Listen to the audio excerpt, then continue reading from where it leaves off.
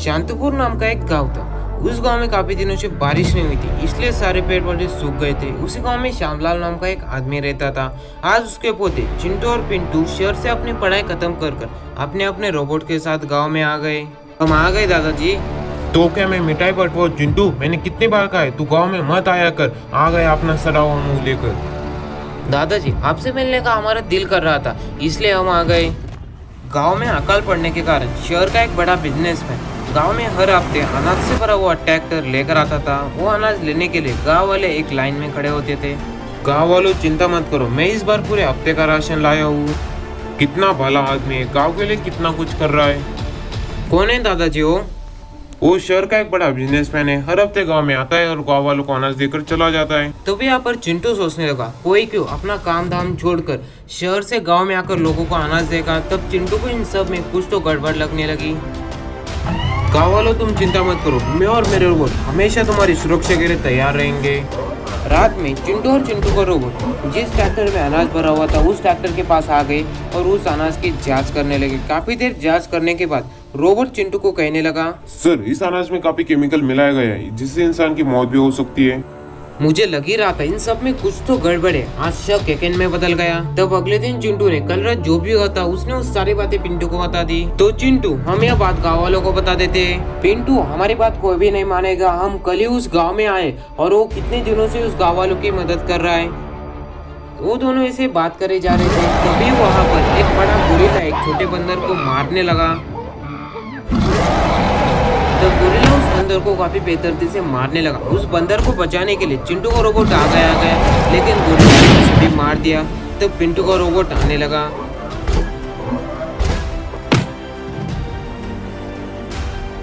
तो पिंटू के रोबोट ने उस गोरिल्ला को बेहोश कर दिया, जिससे वो बंदर काफी खुश हो गया और खुशी के मारे नाचने लगा। तब बंदर ठीक तो है, यह देखने के लिए चिंटू भी बंदर के पास आ गए। तब चिंटू सोचने लगा, अरे यार इस बंदर को इतने अच्छे कपड़े तो किसने पहना है। पहले तो तुम दोनों मुझे बंदर कहना बंद कर दो। और मैं एक पायरेट हूँ, और रही है कपड़े की बात तो मैंने इसे चुराया है। बंदर को बोलते हुए देखकर चिंटू पिंटू तो वहाँ शॉक हो गए। तुम बात कैसे कर सकते हो? मैं बाकी बंदरों के जैसा नहीं हूँ, इसलिए मुझे मेरे सरदार ने मेरे कबीले से निकाल दिया। तुम तो दुनिया का 8वां अजूबा हो यार। तुम दोनों कुछ देर पहले बहुत उदास थे, क्या हुआ? तब पिंटू उसे गांव में जो भी हुआ था वो सारी बातें उसने बंदर को बता दी। मुझे एक खजाने का रास्ता पता है, पर वो बहुत ही खतरनाक है। अगर खजाना मिल गया तो 60% मेरा।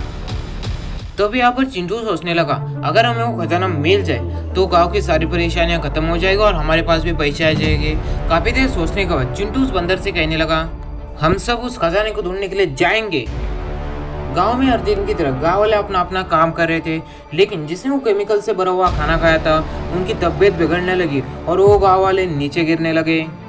गांव में लोगों को कुछ भी समझ नहीं आ रहा था आखिर ये क्या हो रहा है। तभी वहाँ पर बिजनेसमैन के लोग और उनका एक ट्रक आ गया। डॉक्टर इनके बॉडी पर जितने निकाल सकते हो निकाल लो और काम जल्दी करना, अभी बहुत लोग आने बाकी है। यहाँ दूसरी तरफ चिंटू पिंटू और बंदर चलते चल के एक बर्फीली जगह पर आ गए थे। बंदर तुम मुझे एक बात बताओ, खजाने तक पहुँचने का इतना आसान रास्ता था तो अब तक लोगों ने उसे हासिल क्यों नहीं किया? यह खजाना खतरनाक इसलिए है क्योंकि यहाँ पर एक काला साया रहता है और वो सबको मार डालता है। यह बातें तुम अभी हमको बता रहे हो, तुम तो बहुत होशियार निकले बंदर। तब यहाँ पर चिंटू काफी डरने लगा, क्योंकि अगर वो साया सच में होगा तो सब यही मारे जा सकते थे। तब चिंटू पिंटू और उनके रोबोट और वो बंदर यह बात देखने लगे, आखिर कहीं कुछ गड़बड़ तो नहीं है। तब वो खतरनाक सा है जिसने अभी तक काफी लोगों की जान ली थी, वो जमीन से बाहर आ गया और जमीन से बाहर आते ही वो चिंटू के रोबोट में समा गया। जब वो साया चिंटू के रोबोट में चला गया तब चिंटू का रोबोट अलग से बर्ताव करने लगा। तब वो पिंटू के रोबोट के पास जाने लगा और उसे काफी बेदर्दी से मारने लगा। अरे रोबोट तुम यह क्या कर रहे हो? लगता है इसके अंदर साया घुस गया है चिंटू। साया घुसने के कारण चिंटू का रोबोट और भी पावरफुल हो गया था। वो पिंटू के रोबोट को काफी आसानी से मार रहा था। पिंटू के रोबोट के कोई सारे वार उस पर रोबोट होते जा रहे थे। अरे नहीं, इस पे तो किसी भी और का असर नहीं हो रहा। तब चिंटू को रोबोट पिंटू के रोबोट को मार के आगे बढ़ने लगा, लेकिन तभी वो आकर चिंटू आ गया। रोबोट तुम यह क्या कर रहे हो? अपने साथी को मार रहे हो? अपनी मेमोरी को जरा चेक करो और सोचो आखिर कौन हो तुम। चिंटू को ऐसे कहते रोबोट काफी अलग तरह से बर्ताव करने लगा। चिंटू पिंटू को भी समझ में आया कि क्या हो रहा है।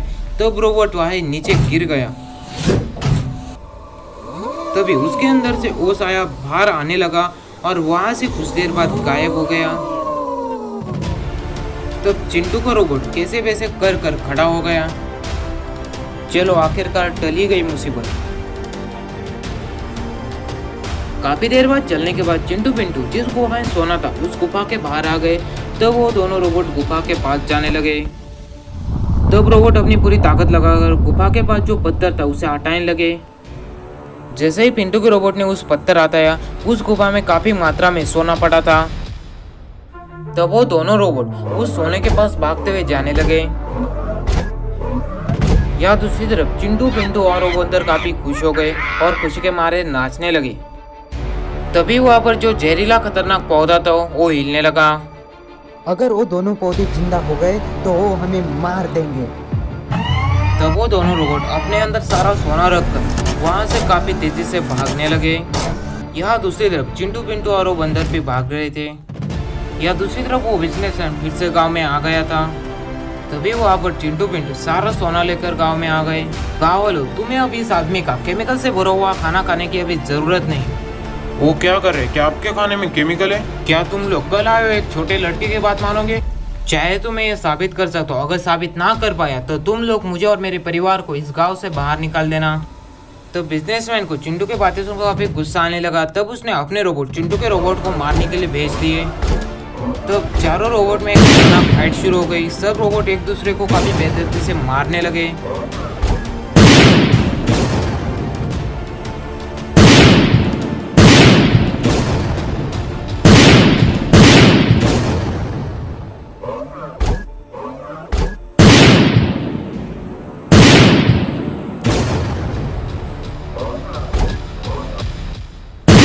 चिंटू और पिंटू के रोबोट ने उन रोबोट को मार गिराया। अब क्या करेगा तू साले कुत्ते?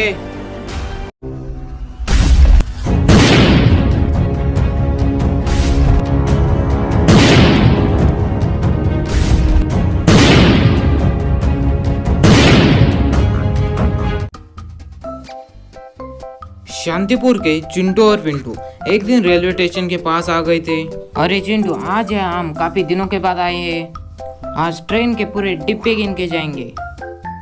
तभी पिंटू ने जो देखा उससे उसके होश ही उड़ गए। उसने देखा रेलवे रूल के बीच में ही एक बड़ा पत्थर गिर गया है। चिंटू, अब हम क्या करें? देख पिंटू, मैंने फिल्मों में देखा था अगर हम लाल कपड़ा ट्रेन के सामने ले गए तो ट्रेन रुक जाएगी। देखते हैं असल जिंदगी में क्या होता है। तब वो दोनों जिस रास्ते से ट्रेन जाने वाली थी उस जगह पर आकर खड़े हो गए। यहाँ दूसरी तरफ ट्रेन उनकी तरफ काफी तेजी से बढ़ने लगी। तब चिंटू और पिंटू को समझ नहीं आ रहा था आखिर वो करे तो करे क्या। तब चिंटू ने अपनी खुरापाती दिमाग से एक खुरापाती आइडिया निकाले और उस पर अमल करने लगा।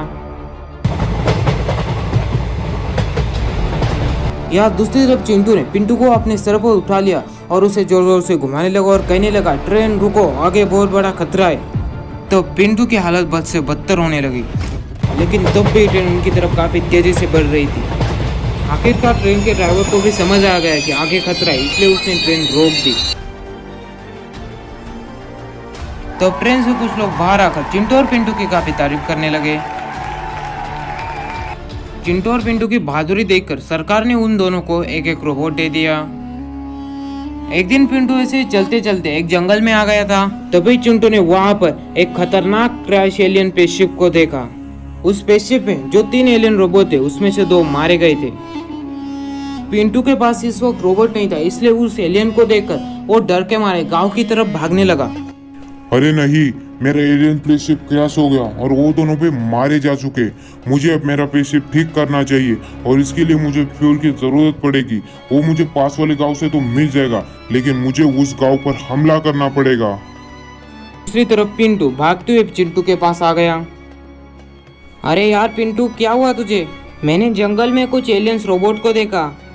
एलियन वेलियन कुछ नहीं होता पिंटू, सुबह तो सर ने हमें पढ़ाया था, लगता है तुझे बहम हो गया होगा। चिंटू यार, मेरे बात का भरोसा कर, मैंने सच में एलियंस को देखा। पिंटू के बार बार कहने के बाद भी चिंटू को भरोसा नहीं हो रहा था। तब पिंटू वहां से गुस्से में चला गया। तो पिंटू और चिंटू की एलियन वाली बातें दीवार के उस पार खड़े जॉनी ने सुन ली। तब जॉनी ने यह बातें सारे गांव में कह दी, जिससे लोग पिंटू को चिढ़ाने लगे। पिंटू एक दिन अपने घर जा रहा था, तो भी उसके सामने उसका दोस्त बक्कू आकर खड़ा हो गया। पिंटू, मैंने सुना है तूने एलियंस को देख लिया, वो भी तेरे जैसे ही दिखते होगे ना। बक्कू, तू मेरा मजाक उड़ाना बंद कर, नहीं तो मैं मेरे रोबोट को बुला लूंगा। और कितनों के मुंह बंद करेगा पिंटू, एक दिन तो तुझे सब झेलना ही पड़ेगा। इतना बोल के बक्कू वहां से भाग गया। तो भी पिंटू के पीछे से जॉनी आने लगा।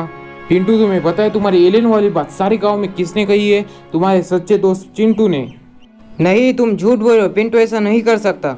अगर तुम्हें मेरी बात पर भरोसा रखना है तो रोको और यह भी सोचो कि आखिर तुमने एलियन वाली बात किससे कही थी। तो पिंटू सोचने पे मजबूर हो गया कि उसने एलियन वाली बात तो सिर्फ चिंटू को बताई थी, तो यह बात सारे गांव को कैसे पता चल गई। तब पिंटू का शौक भी चिंटू पर जाने लगा। तब हर रोज जॉनी पिंटू को चिंटू के बारे में कुछ ना कुछ कहता ही रहता था। एक दिन चिंटू पिंटू को मिलने के लिए उसके घर जाने लगा। रास्ते में उसे पिंटू मिल गया। पिंटू यार, मैं तेरी ही तरफ आने वाला था, आज क्या कर रहा है तू? तुझे क्या करना है चिंटू, तू अपने काम से काम रख। तू ऐसे क्यों बात कर रहा है पिंटू, क्या हुआ तुझे? मुझे सब कुछ पता चल गया है चिंटू, मैंने जो एलियन वाली बात तुझे कही थी वो बात तूने सारे गांव को बता दी, इसलिए अब सारा गांव मेरा मजाक उड़ा रहा है सिर्फ तेरी वजह से। सच में पिंटू यार, मैंने वो बात किसी को नहीं बताई थी। अब तू झूठ भी बोलने लगा है चिंटू, और मेरा रोबोट खराब है, यह झूठी खबर तूने सारे गांव को बता दी, इसलिए सारे गांव वाले मदद के लिए सिर्फ तेरे रोबोट के पास आते। पिंटू यार, तू अब मुझ पर झूठ के आरोप पे आरोप लगाए जा रहा है। बहुत हो गया चिंटू, बहुत सुन ली तेरी दलीलें, अब होगा यहाँ फैसला। जिसका भी रोबोट आज रोबोट फाइटिंग में जीतेगा उसे मिलेगा इंसाफ। नहीं पिंटू, मुझे तुझसे लड़ाई नहीं करनी, तू गलतफहमी कर गड्ढे में गिर गया है। अब मुझे कुछ भी नहीं सुनना, मुझे तुझसे लड़ाई करनी है मतलब करनी है। यहाँ दूसरी तरफ जॉनी अपने मकसद में सफल हो गया था, उसे पिंटू और चिंटू की लड़ाई लगवानी थी। उन दोनों की लड़ाई देखकर यहाँ जॉनी कुत्ते की तरह बेशर्म की तरह हंसे ही जा रहा था। यहाँ दूसरी तरफ पिंटू और चिंटू के रोबोट की लड़ाई शुरू हो गई। वो दोनों रोबोट एक दूसरे को काफी बेदर्दी से मारने लगे।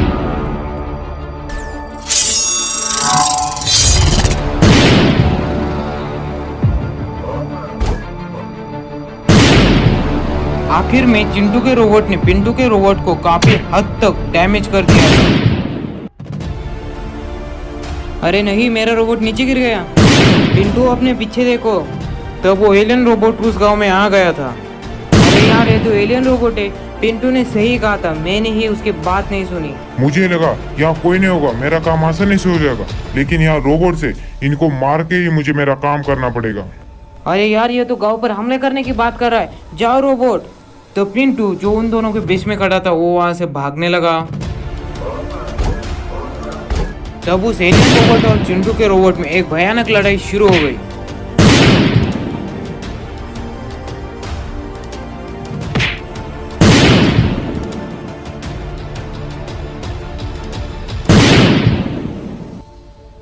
आखिर में चिंटू और पिंटू के रोबोट ने मिलकर उस एलियन को हरा ही दिया।